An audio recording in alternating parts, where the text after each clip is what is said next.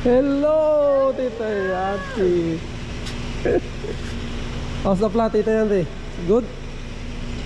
Yeah, it was rainy, but Oh, really? yeah.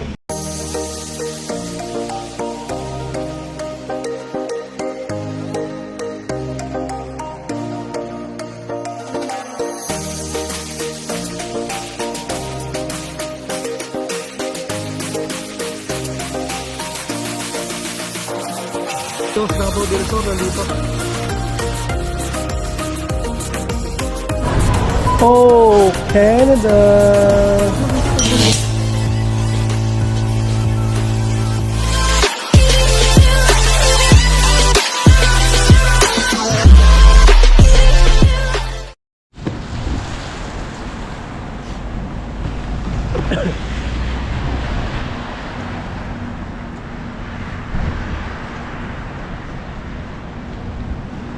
Hoy!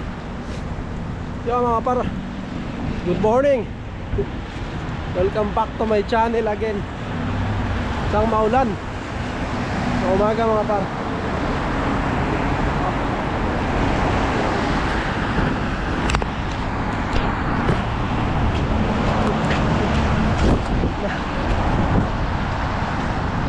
Mahangin pa. Payong natin nasira. Ayan o. Paypay mga par. Lakas ng hangin. Payong ko kasi galing Pilipinas pa to.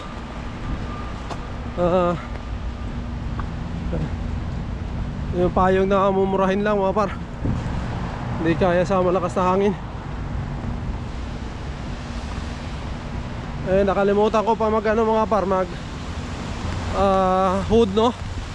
Oh wala. Yung jacket natin to walang hood eh. Hanap pa tayo mga par na jacket kahit sa Value Village no. Yung mga jacket na may hood para sa tagulan. Isa lang kasi yung jacket ko na may hood mga par. Yung kulay brown, pansin nyo lagi kong sinusuot. Yun, nag-iisa lang yun. Hanap ako sa Value Village. Siguro ngayong week pa kami ni Mrs. Kasi nag-umpisa ng ano eh, maulan. Maulan na. Ayun, awid na tayo mga par.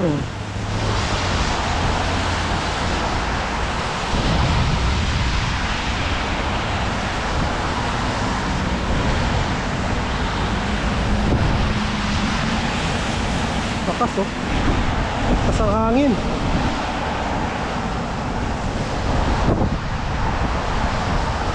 Eh, may mga bonnet din pala ako mga par no? Kaya lang nawawala. Dalawa lang bonnet ko, nawala rin. Hulog. Hindi ko na napansin. Pero yun nga, gusto kong bumili nung ano, nung may hood na jacket para dito sa tagulan-ulan meron tayo.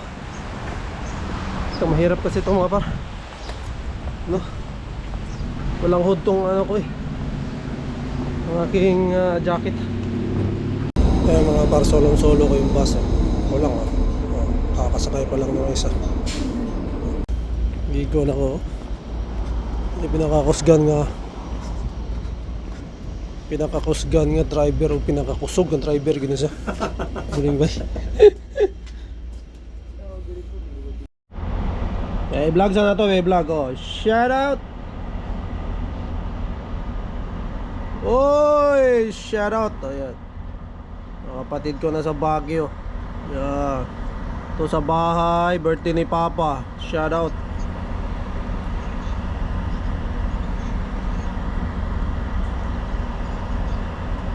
Ah! Tornero.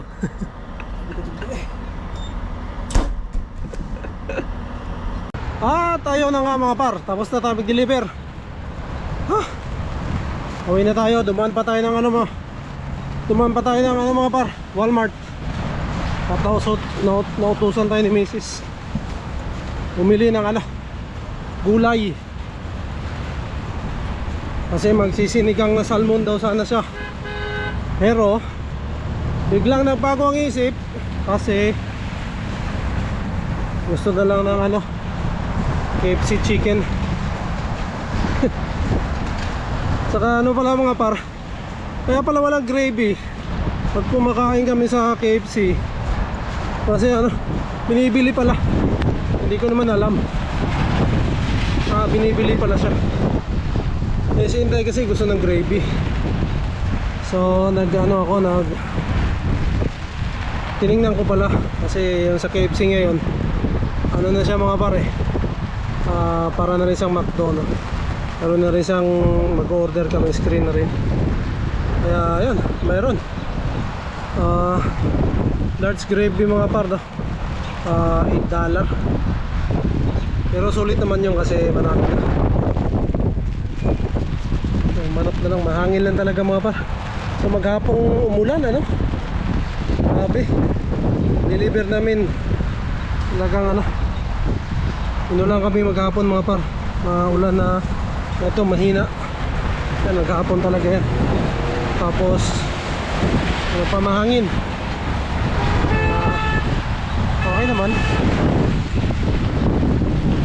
Tapos rin naman namin mga parang ano, safe kami.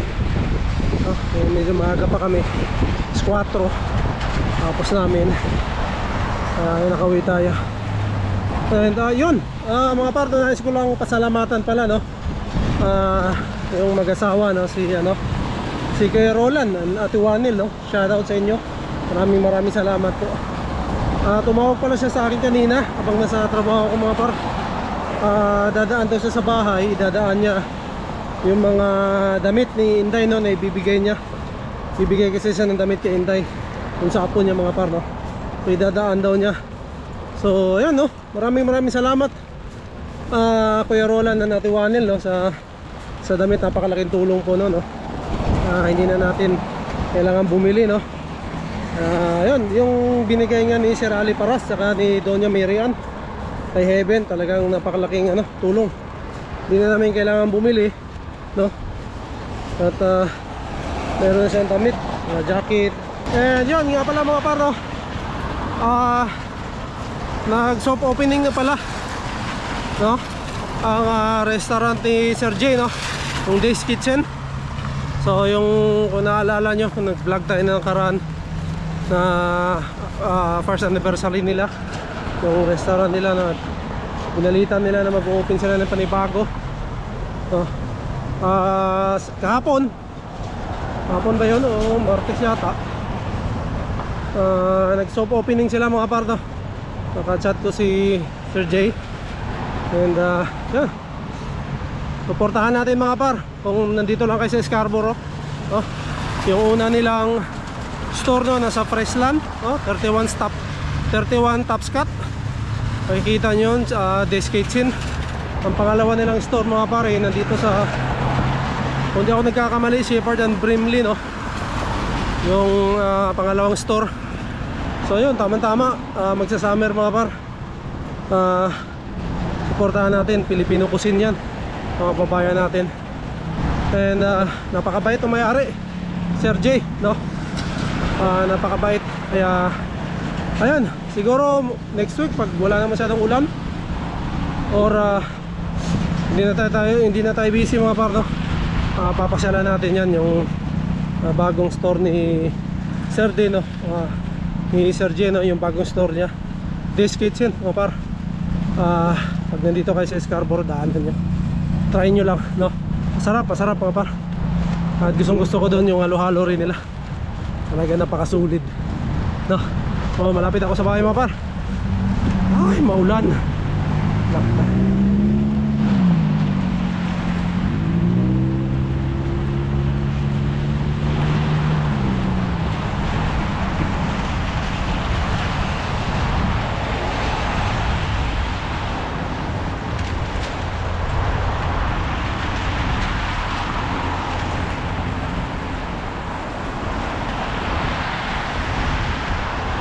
Ayan mga par, solong-solo ko yung bus.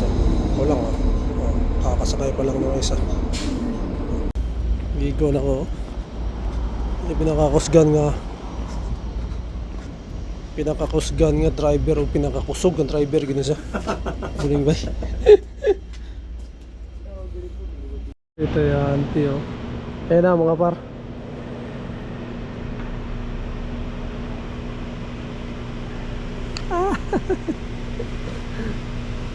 Tita Yati, hiya pala yung sakit niya.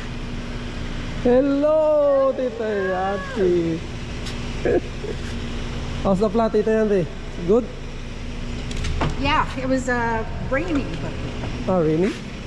yeah.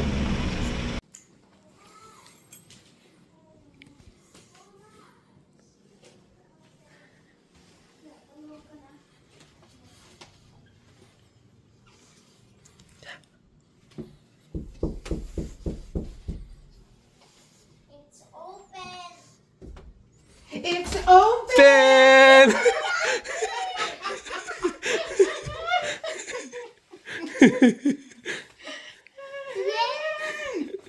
I tricked you.